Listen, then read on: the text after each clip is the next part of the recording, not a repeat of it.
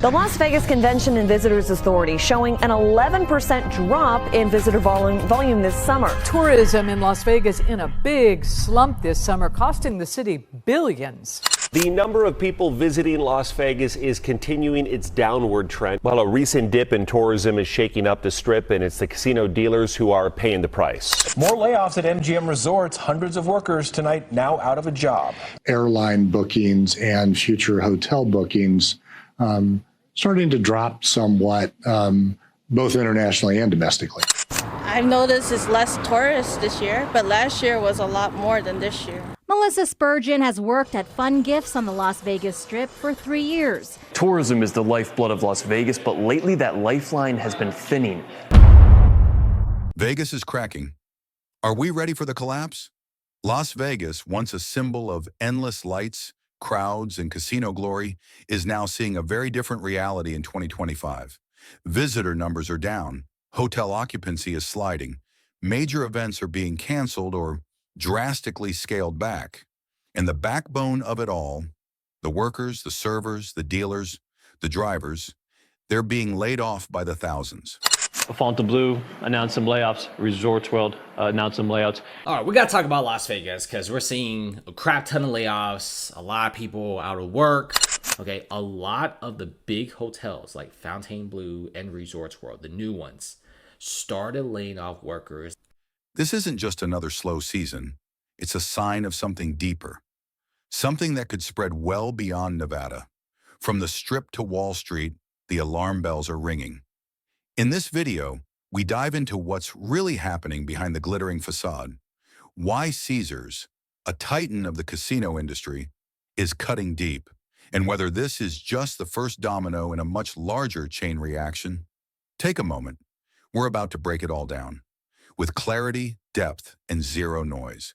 Make sure to subscribe so you don't miss the next chapter in America's unfolding economic story. Part 1, the numbers don't lie. Let's start with the numbers, because they don't lie.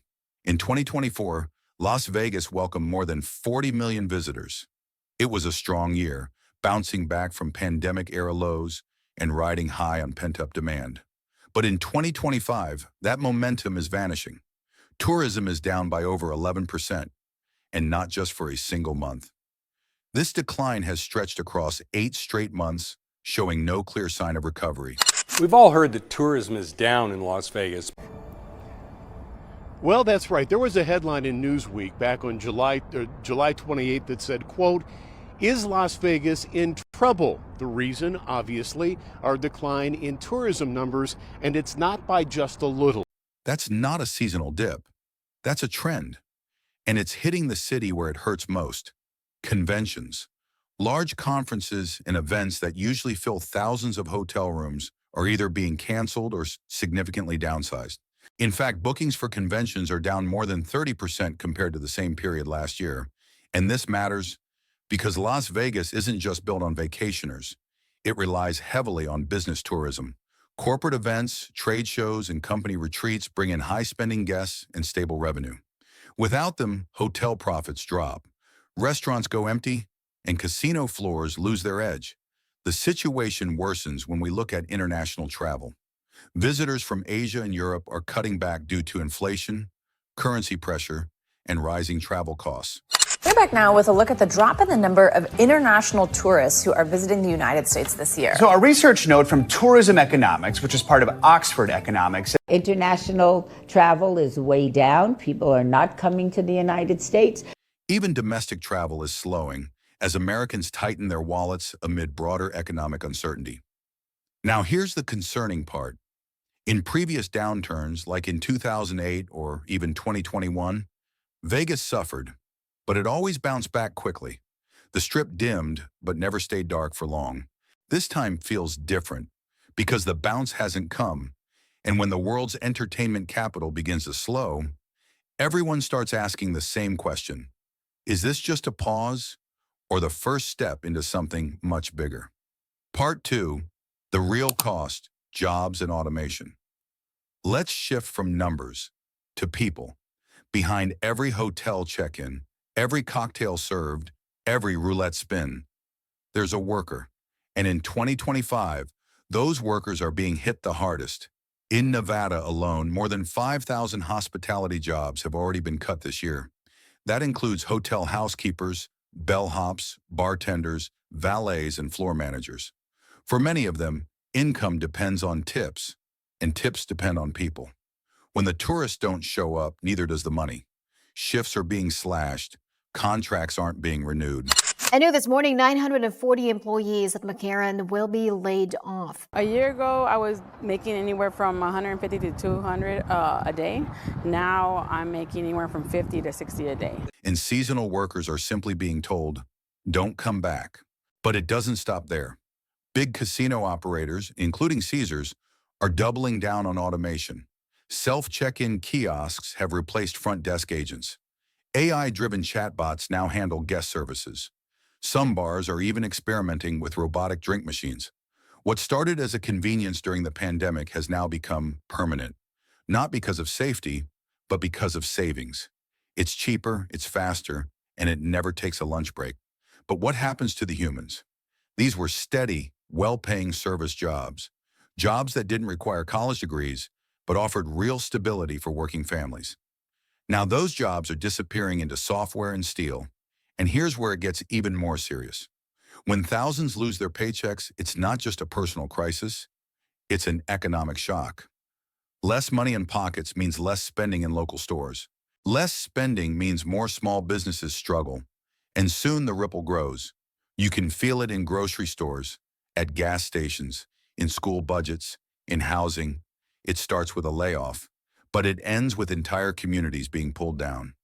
And if recovery doesn't come soon, the cost won't just be measured in profit and loss, but in lives disrupted, dreams deferred, and trust lost. Part 3, Caesars layoffs. The first domino? Now let's talk about Caesars, one of the biggest names on the Las Vegas Strip.